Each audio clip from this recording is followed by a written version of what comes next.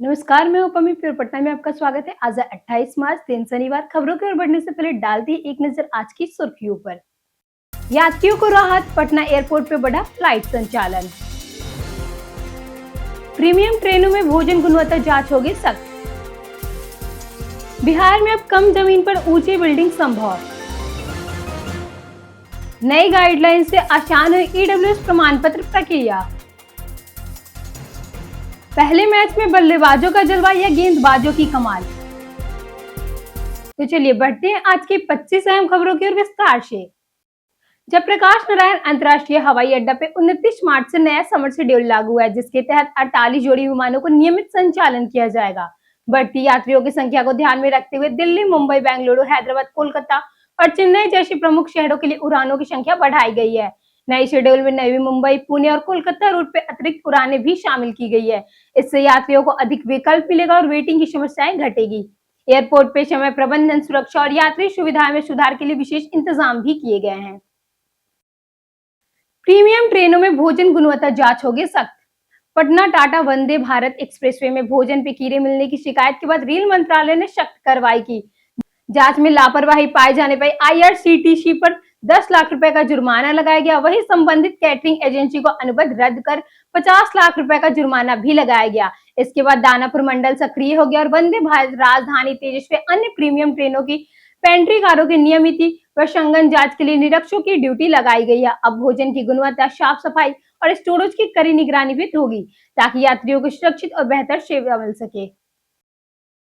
बिहार में technology startup के लिए बड़ा कदम। आईआईटी पटना में इंक्यूबेशन सेंटर में 10वीं स्थापना दिवस पे मंत्री श्रेयसी सिंह ने बिहार में स्टार्टअप और नवाचार को बढ़ावा देने के लिए योजना साझा की। उन्होंने बताया कि आईआईटी पटना में बिजनेस पार्क विकसित किया जा रहा है, जिससे युवाओं को बेहतर अवसर मिलेगा। सरकार मजबूत स्टार्टअप इकोसिस्टम, आधुनिक इंफ्रास्ट्रक्चर और मार्गदर्शन उपलब्ध कराने पे काम कर रही है। इस कमांड टावर में प्लग एंड प्ले सुविधा और दरभंगा, भागलपुर में आईटी पार्क भी स्थापित किए गए। कार्यक्रम में एम्स पटना और जेएचपीआईजीओ के साथ एमओयू भी हुआ। एनआईओएस 10वीं-12वीं रिजल्ट जारी, रीचेकिंग 27 मार्च से। राष्ट्रीय मुक्त विद्यालय शिक्षा संस्थान ने जनवरी में आयोजित 10वीं-12वीं ऑन डिमांड परीक्षा का रिजल्ट जारी कर दिया है। छात्र रिजल्ट nios.ac.in पर जाकर परिणाम देख सकते हैं। सेकेंडरी में 55.26%, वही सीनियर सेकेंडरी की बात करें तो 60.43% छात्र सफल रहे। 10वीं में लड़कों का पास प्रतिशत 55.77% है, वही लड़कियों की संख्या 54.29% रहा, जबकि 12वीं में दोनों लगभग समान रहा। रिजल्ट त्रुटि होने पे 30 दिनों के भीतर शिकायत की जा सकती है। असंतुष्ट छात्र 27 मार्च से रीचेकिंग के लिए आवेदन कर सकते हैं, जिसमें निर्धारित शुल्क लागू है।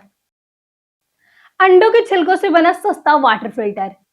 आर्यभट्ट ज्ञान विश्वविद्यालय वैज्ञानिकों ने अंडे के छिलके से सस्ता और प्रभावी फिल्टर विकसित कर बड़ी उपलब्धि हासिल की, जिससे भारत सरकार से पेटेंट भी मिला। नैनो टेक्नोलॉजी पर आधारित इस तकनीक में छिलकों से बने कैल्शियम ऑक्साइड नैनो कण पानी में मौजूद आर्सेनिक, फ्लोराइड, लेड और हानिकारक बैक्टीरिया को हटाता है। यह फिल्टर बिना बिजली के काम करता है, वही किफायती भी और रखरखाव में आसानी है। खासकर बिहार जैसे क्षेत्रों में दूषित जल की समस्याओं के समाधान के रूप में उपयोगी माना जा रहा है।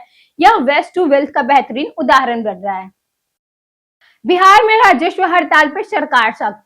बिहार में राजस्व अधिकारियों की हड़ताल से निपटने के लिए नीतीश कुमार सरकार ने बड़ा फैसला लिया है।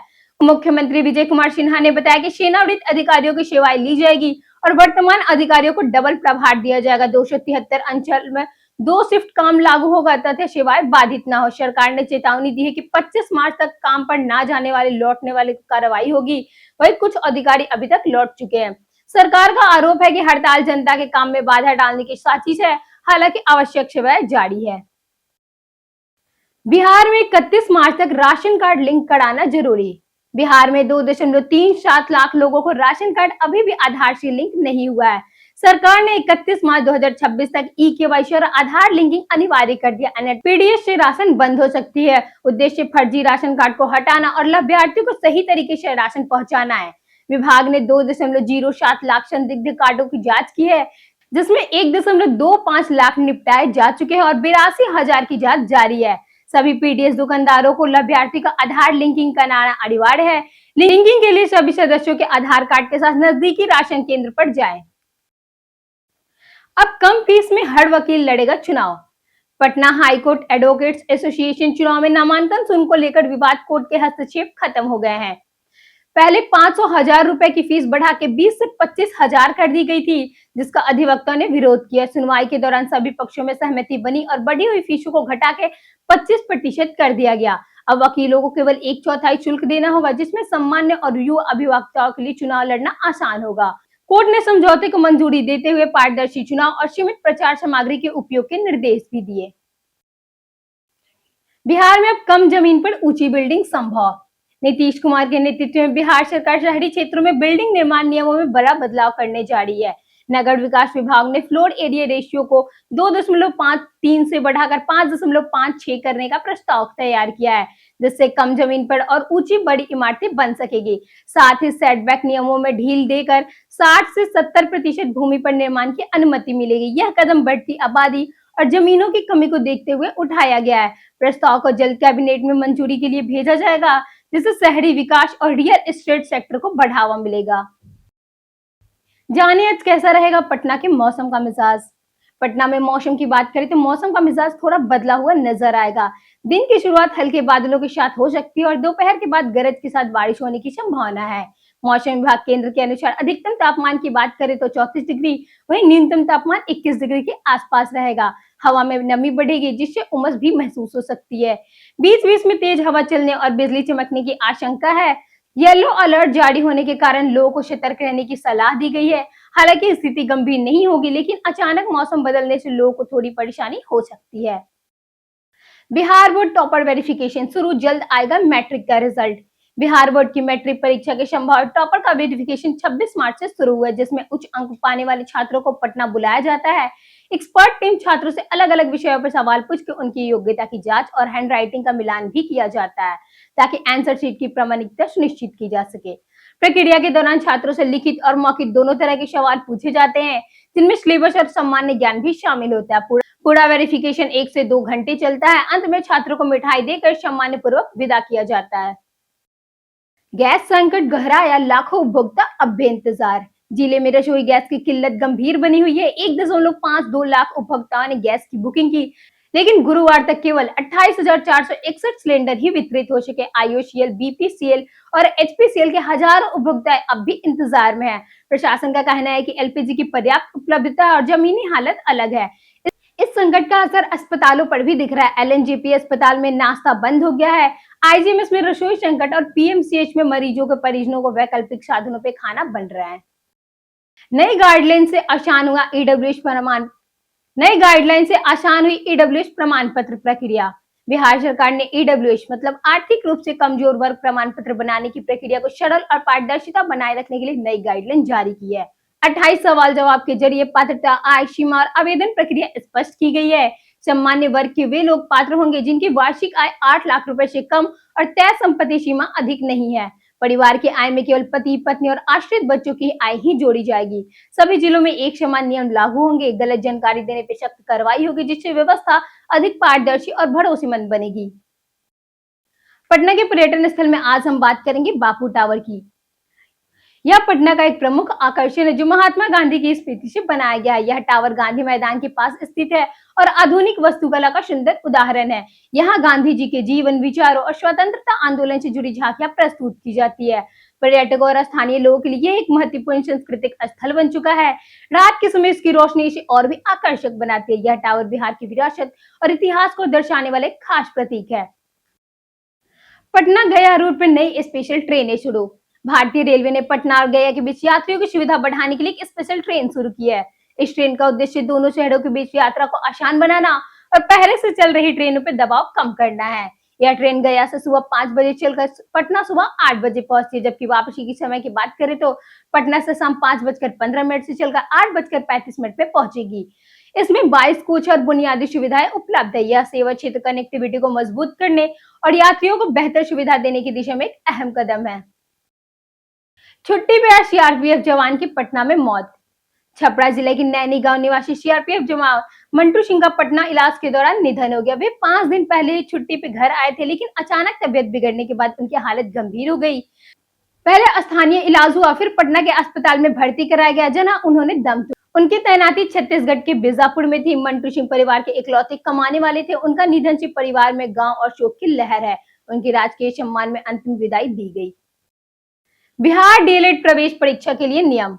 बिहार विद्यालय परीक्षा समिति ने डीएलएड एंट्रेंस 2026 की तैयारी शुरू कर दी है। परीक्षा अप्रैल के अंतिम सप्ताह या मई के पहले सप्ताह में ऑनलाइन मोड में होगी, जबकि नया सत्र जुलाई से शुरू होगा। इस बार 3,08,560 आवेदन मिले और 306 कॉलेज के लिए 30,800 सीटें पर नामांकन होगा। जून में मेरिट लिस्ट, चॉइस लॉकिंग और सीट आवंटन प्रक्रिया पूरी होगी। 50% सीट विज्ञान और 50% सीट कला वाणिज्य वर्गों के लिए तय है, जबकि उर्दू के लिए 10% आरक्षण है। दिव्यांग और सैनिक आश्रितों को 5% आरक्षण मिलेगा। पॉलिटेक्निक, आईआईटी और शास्त्रीय अभ्यर्थी शामिल नहीं हो सकते हैं। पटना में मामूली विवाद बना हिंसक, पुलिस ने कसा शिकंजा। पटना के मनेर थाना क्षेत्र में बच्चों की मामूली कहासुनी ने अचानक हिंसक के रूप में ले लिया।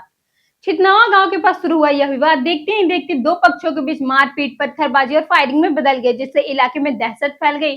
सूचना मिलते ही पुलिस मौके पर पहुंची और कार्रवाई करते हुए 21 आरोपियों को गिरफ्तार किया, जिनमें 5 महिलाएं शामिल है, जबकि 4 नाबालिगों के विरुद्ध निरुद्ध किया गया। पुलिस ने 2 देशी कट्टा, कारतूस और खोखे बरामद किए। साथ ही घटना में कई लोग घायल हुए, जिनका इलाज अभी जारी है। इलाके में तनाव को देखते हुए पुलिस बल तैनात, निगरानी बढ़ा दी गई है। बिहटा में जल जमाव दुर्गंध से जीना मुश्किल। पटना जिले की बिहटा थाना क्षेत्र के राधोपुर वार्ड 23 में पिछले 2 महीनों से नालियों का गंदा पानी सड़कों पे बह रहा है, जिससे लोगों का जीवन प्रभावित हो गया है। घुटने तक जमा गंदे पानी और कीचड़ के कारण आवागमन मुश्किल हो गया है। बदबू और गंदगी से डेंगू, मलेरिया, टाइफाइड जैसी बीमारियों का खतरा बढ़ गया है। कई शिकायतों के बावजूद नगर परिषद ने अस्थायी समाधान नहीं किया, जिससे लोगों में आक्रोश बढ़ चुका है। बाजारों पर भी इसका असर सीधा पड़ रहा है। स्थानीय लोग नालियों की नियमित सफाई और जल निकासी के अस्थायी व्यवस्था की मांग कर रहे हैं। पटना स्टेशन पे 5 रुपए पानी सुविधा ठप। पटना जंक्शन पे सस्ती पानी की सुविधा बंद होने से यात्रियों को परेशानी हो रही है। मार्च खत्म होने के बावजूद वाटर कूलर वेडिंग मशीन चालू नहीं हुई है, जिससे 5 रुपए की जगह 45 रुपए की बोतल खरीदनी पड़ रही है। रोजाना करीब 2 से 2.5 लाख यात्रियों की आवाजाही होने वाले इस स्टेशन पे यह समस्या गंभीर हो चुकी है। पहले पानी उपलब्ध कराने वाले एजेंसी का टेंडर खत्म हो गया है, जबकि नई एजेंसी ने नुकसान के कारण से काम शुरू नहीं किया है। दानापुर, राजेंद्र नगर और पाटलिपुत्र स्टेशनों पे भी भारी भीड़ रहती है, जहां सस्ते पानी की मांग लगातार बनी हुई है। पटना पुलिस की कार्रवाई, 2 अपराधी गिरफ्तार। पटना जिले के विक्रम थाना क्षेत्र में पुलिस ने गुप्त सूचना के आधार पर संत रजक नामक अपराधी को गिरफ्तार किया। उनके पास एक देशी कट्टा, 2 जिंदा कारतूस और 2 खोखे बरामद हुए। पुलिस के अनुसार यह किसी बड़ी वारदात की साजिश रच रहा था। सिटी एसपी भानु प्रताप सिंह के निर्देश पर टीम बनाकर छापेमारी की गई। फिलहाल आरोपी से पूछताछ जारी और उसके आपराधिक इतिहास की जांच चल रही है।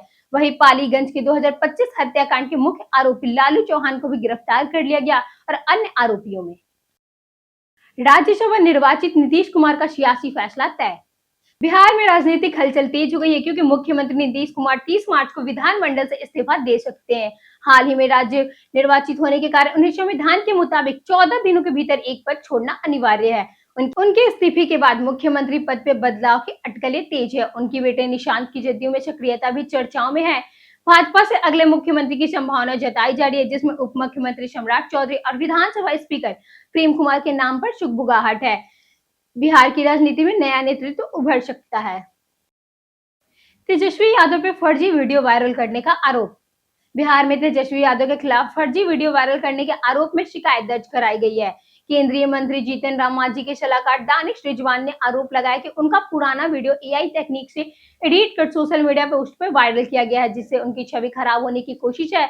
यह वीडियो राजद के एक्स हैंडल से साझा किया गया था, जिसमें हवाई फायरिंग दिखी। शिकायत में खरगे समेत अन्य नेताओं का भी नाम है। पुलिस मामले की जांच की आगे की कार्रवाई करेगी। पहले मैच में बल्लेबाजों का जलवा या गेंदबाजी का कमाल। आईपीएल 2026 का पहला मैच आरसीबी वही सनराइजर्स हैदराबाद के बीच चिन्नास्वामी स्टेडियम में खेला जाएगा। इस पिच को आमतौर पर बल्लेबाजों के लिए अनुकूल माना जाता है, जहां छोटी बाउंड्री और तेज आउटफील्ड के कारण 180 से 200 के बीच स्क्वायर बनाना आसान होता है। ओस के कारण दूसरी पारी में गेंदबाजों को मुश्किल हो सकता है, इसलिए टॉस जीतने वाली टीम पहले गेंदबाजी चुन सकती है। हैदराबाद के पास अभिषेक शर्मा, ईशान किशन जैसे आक्रामक बल्लेबाज है, जो मैच को बड़ा स्कोर खड़ा कर सकते हैं।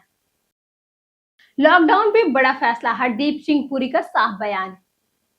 पश्चिमी एशिया में तनाव के बीच भारत लॉकडाउन की अफवाहों पर केंद्र सरकार ने स्पष्ट किया है कि ऐसा कोई निर्णय नहीं लिया जा रहा है। पेट्रोलियम मंत्री हरदीप सिंह पुरी ने सोशल मीडिया पर कहा कि लॉकडाउन की खबरें पूरी तरह निराधार है। उन्होंने भरोसा दिलाया कि देश में एलपीजी, ईंधन और आवश्यक वस्तुओं की पर्याप्त आपूर्ति मौजूद है। नरेंद्र मोदी के नेतृत्व में सरकार सप्लाई की चैन की सुचारू करने और हर चुनौती से निपटने के लिए तैयार है। लोगों से अपील है कि वे अफवाह पर ध्यान न दें और शांत रहें। बीते दिन हमारे द्वारा पूछे गए सवालों का जवाब आप लोगों से बेहद लोगों ने हमारे कमेंट सेक्शन में लिख कर दिया है। जिन्होंने हमारे द्वारा पूछे गए सवालों का जवाब दिया उनके नाम है धीरज कुमार, अमरजीत कुमार, मनोज दास, संजीव कुमार, राकेश मिश्रा, रतन और संतोष कुमार। इसी के साथ बढ़ते हैं आज के सवाल की। आज का सवाल है, इस बार पटना में नवरात्रि का माहौल आपको कैसा लगा? आप अपना जवाब हमें हमारे कमेंट सेक्शन में लिखकर जरूर दें। आज के लिए इतना ही। बिहार की तमाम खबरों के साथ बने रहने के लिए देखते रहिए प्योर पटना। और साथ ही अगर आप यूट्यूब चैनल पर देख रहे हैं तो चैनल को सब्सक्राइब करें, और अगर आप फेसबुक पेज को देख रहे हैं तो लाइक और फॉलो जरूर करें।